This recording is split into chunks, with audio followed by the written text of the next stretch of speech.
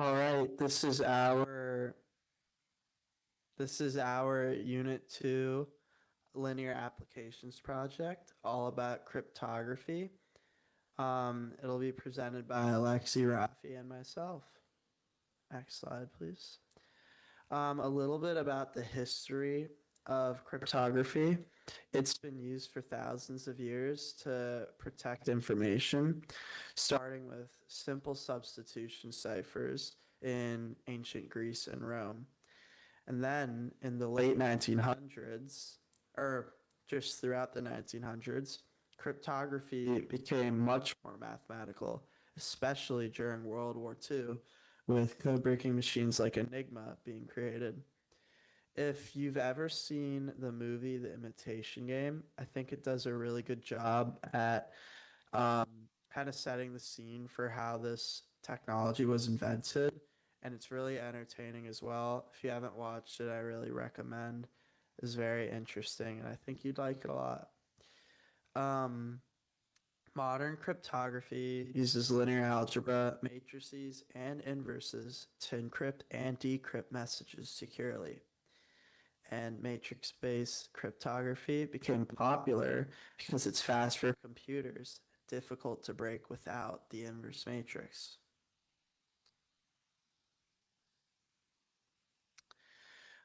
Some of the past and modern uses of cryptography include, in the past, military and government message protection. This is mainly what the imitation game was about. It was about decrypting a message from the German government that they used to send every day. So that directly relates to that. And the military and government still use this, along with modernly, uh, pretty much anybody who has access to the internet or has used it. Whenever you go on a website, send a message, collect or download data, or sign something digitally, you're using cryptography to protect you and your information. Um, it keeps third party sources from being able to access and copy or read any information that you're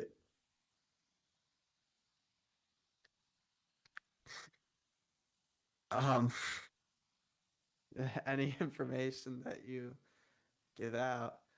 Um, so yeah, if you're sending a text, if you're downloading something, signing something, you're gonna use cryptography. And also matrix cryptography is used especially in Hill cipher systems, where messages are turned into vectors and multiplied by matrices. There's an example on the left right there. How specifically to use linear algebra in cryptography, aka create a cryptic message. It's a really simple process, in my opinion. It's four simple steps. All you need to do is take any message you would like. It can be however long you want, and you convert it into numbers with each letter corresponding to a number. Um, you then turn this set of numbers into a vector, which will represent your original message, and then you create a matrix that's used as a key to encrypt the message. After that, to decrypt the message, you use the inverse of the matrix. And so you have to be careful because you have to make sure the matrix you use is invertible when doing this. But other than that, that's the main requirement. And this directly uses concepts like matrix multiplication, inverse matrices, invertibility, and systems of equations, which are all topics of our Unit 2, which is how it relates to this. So, to start the encryption process, we first turn each letter into a number using the alphabet. Then we organize those numbers into vectors. After that, we pick a matrix that has an inverse, since that matrix will act as our secret key. We multiply the matrix by the message vector, which scrambles the message into a new set of numbers.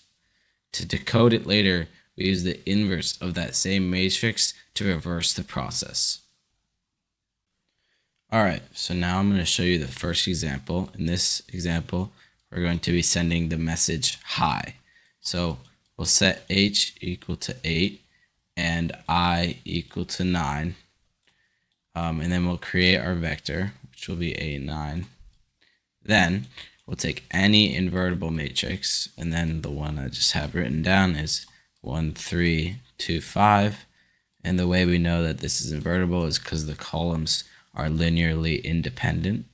So then we'll multiply this matrix 1, 3, 2, 5 by our message that we want to encode, which is 8, 9.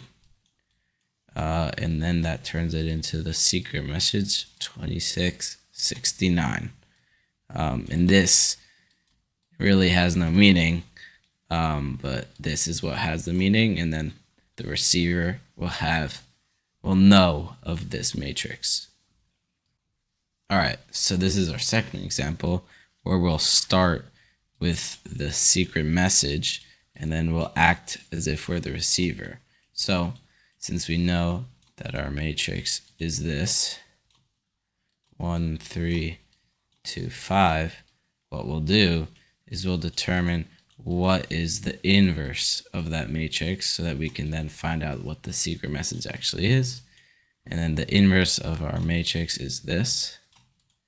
So then what we'll do is we'll multiply A inverse times our secret message, and our secret scrambled message, and that'll give us our 8, 9 vector, which then the receiver should know that 8 equals h and 9 equals I. And obviously this can be expanded into really big vectors where you have like 10 letters and then it's like all mapped to different letters that actually write a whole message, not only just hi. Alright, now let's take a little bit of a deeper dive into the theory. When we encrypt a message using a matrix, we model the process using the equation ax equals b. Here, x represents the original message written as a vector. A is the encryption matrix, and b is the encrypted message which gets sent. To decrypt the message, we need to reverse that process. If matrix A is invertible, then we can recover the original message using x equals A inverse B.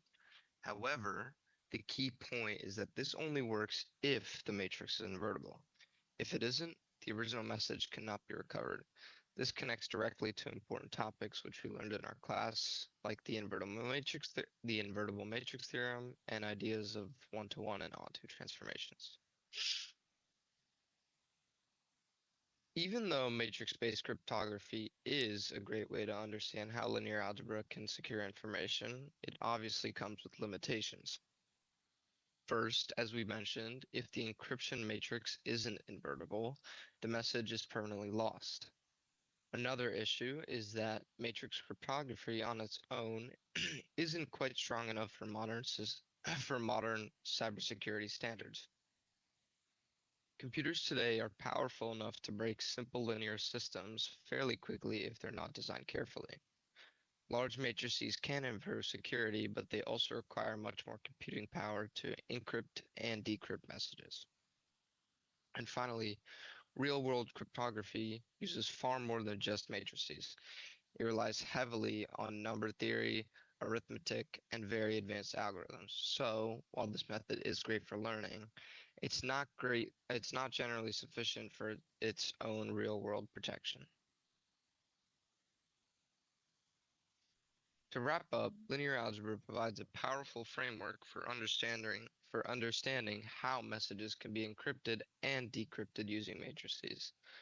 Matrix inverses make decoding possible, and systems of equations give us a way to model secure communication mathematically.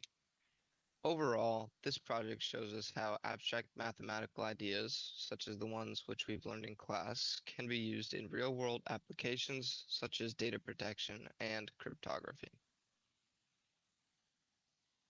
Lastly, this is our works cited.